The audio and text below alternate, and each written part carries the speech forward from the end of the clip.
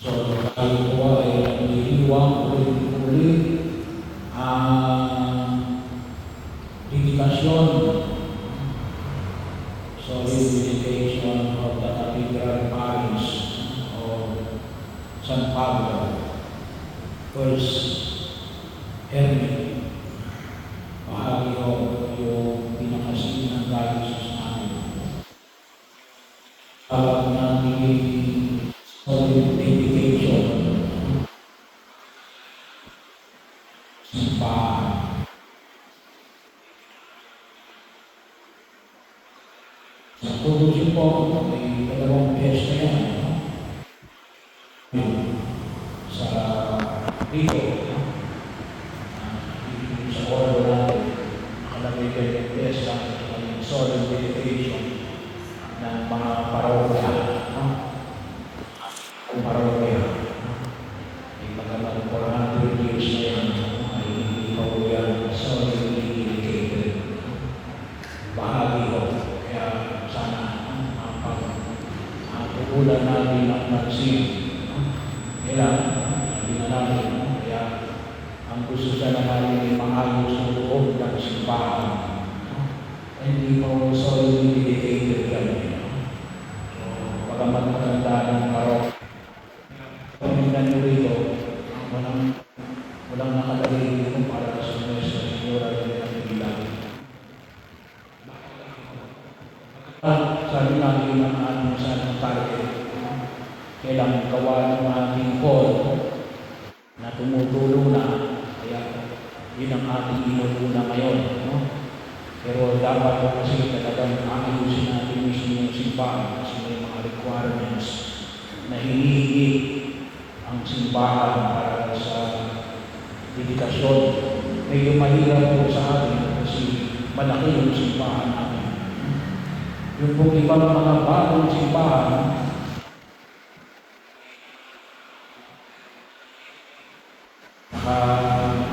binigay na sila kasi mali lamang yung maintenance. Sa atin, hindi malaki yung maintenance.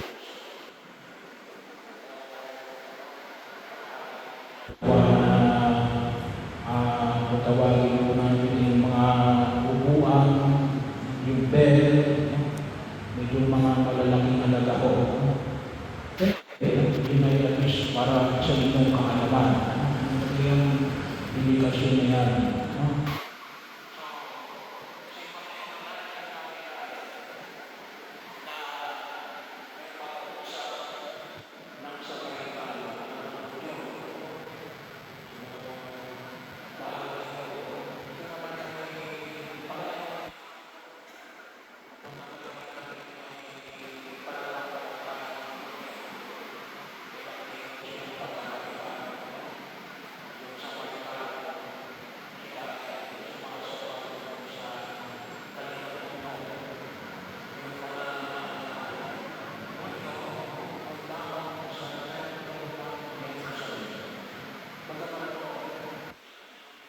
Sinagoga.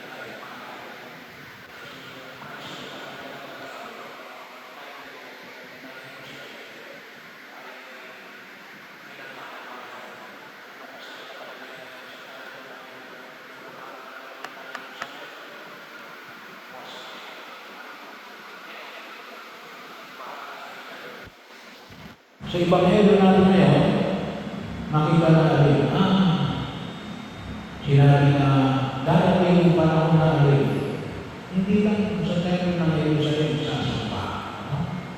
Kaya mayroon tayong mga dedikasyon natin na dito, itinatalaga natin talaga na ito ay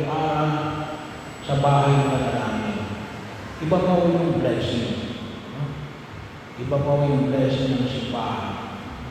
Iba pa ho yung erection ng parokya. No? Iba pa rin ho yung dedication of the church. At sa atin ho, dalawang klase ng dedication. No? Kapag ng simbahan, yung sabihin, dinidikit natin yung simbahang bato at yung simbahang tao. Yun ang binibigyan namin na makita natin ay tayo ay dinadalaga natin para sa Diyos. At yung pagkakataon na kung saan ay doon natin higit na maipamangin ang ating pagkilos bilang mga mananampalataya. Ito yung tinatawag natin lugar ng panalangin. Bagaman, pwede natin magdasal kahit saan. Pero hindi pwede na may mga bagay na hindi pwede, hindi doon gagawin. Katulad ng halimbawa na yung mga sakramento. Bagaman tayo sa kapag piyesta, nakapagbili ng bahay kasi piyesta. Pero ang talagang lugar talaga ng pagbili niya ay doon sa parokya ng simbahan. Unless otherwise, permitted with the mission. Bahagi doon na makita ko natin. Katulad ng ibabaw na kasal. Hindi tayo nagkakasal sa garden. Lahat ng garden wedding ay ay hindi yung katoliko yan. Kaya naanak yung kasal ni Nora Honor. Kung yung maalala, bakit saan sila kinasal? Sa beach. In a question of matter and form. Kasi yung lugar ng dapat ng ating pagkakasalin sa simbahan. Bagamat may mga simbahan tayo na kumisan parang garden, na itinatalaga para talaga sa kasal. Kaya pinapayagan yung simbahan. Pero kapag wala doon, ibig sabihin, yung mga bahagi, kasi bakit? Itinatalaga na para sa panalangin. Itinatalaga para magtipon-tipon ang bayan ng Diyos sa kanilang pagpili upang sambahin magsama-sama ang higit na kilalanin ang ating Diyos na walang iba kundi ang Ama, ang Anak at ang Espiritu Santo. So bahagi yun ang natin kalimutan na pagkataon. Kaya kung tayo nagdiriwag kasi yun yung seat ng ating diocese. At bukas ito ang kapistahan ni San Pablo ng unang ermitanyo. Pero yung araw na ito ay pagdiriwang ng na pagtatalaga ng Cathedral Parish. Hindi lang bilang parokya, ngunit Cathedral Parish. Ang luklukan ng obispo ng diocese ng San Pablo. At tayo ngayon, para ito sa malaman ng lahat, ay tayo ngayon ay nasa pagkakataon na magkaroon ng pastoral program na ang tema ay yung lusong.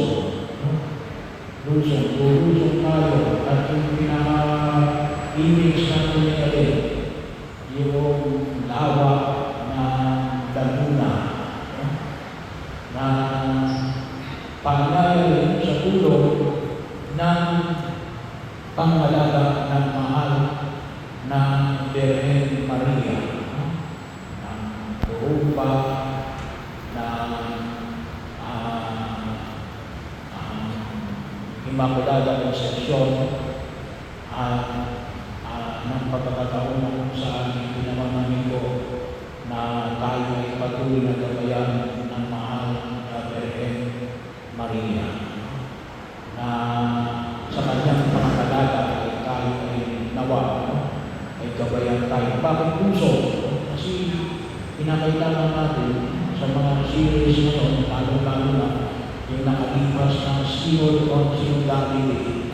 At kahit na yung Second Vatican Council, kasi maraming dokumento na inilabas dulot ng Second Vatican Council, pero hindi pa ako nagilalapat o kahit na kumisan hindi pa masyadong naipapaliwanag sa tao upang ito ay higit na makatulong sa anong ng kasalukuyang panahon.